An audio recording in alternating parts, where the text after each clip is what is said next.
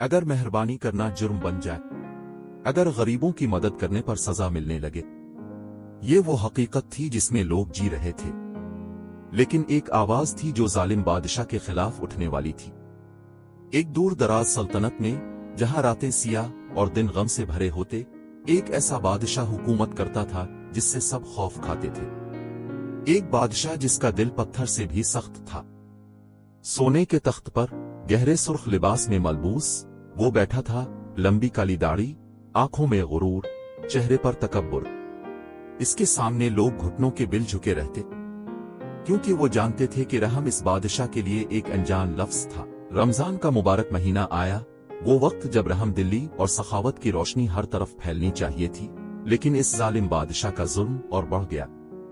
भूखों से रोटी छीन ली गई, गरीबों पर मजीद टैक्स लगा दिए गए और मासूमों को बेवजह सजाएं दी जाने लगे।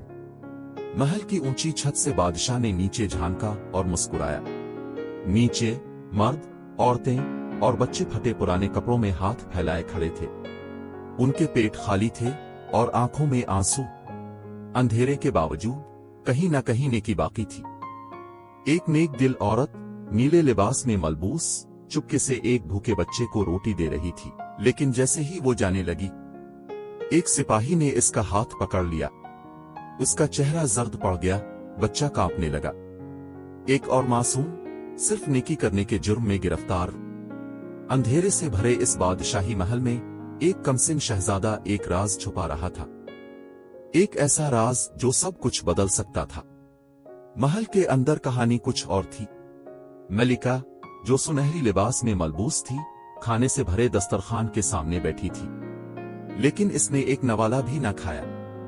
शहजादा, जो सिर्फ 12 साल का था, अपनी प्लेट को देख रहा था, इसका दिल बोझल था। और उसी रात महल के साए में शहजादा एक सादा भूरे चुगे में लिपटा, खामोशी से पहरेदारों से बचकर बाहर निकला और एक गरीब आदमी के हाथ में सोने के सके रख दिए। एक छोटा सा कदम, लेकिन एक बड़ी तब्दीली का आगाज। और यूं पहली बार किसी ने जुल्म के खिलाफ खड़े होने की हिम्मत की। लेकिन क्या एक कमजोर शहजादा, एक आलम और बेबस अवाम इस जालिम बादशाह के खिलाफ कामयाब हो सकेंगे? क्या होने वाला है? क्या बादशाह का जुल्म और बढ़ेगा, या इनकलाब की चिंगारी शोला बन जाएगी?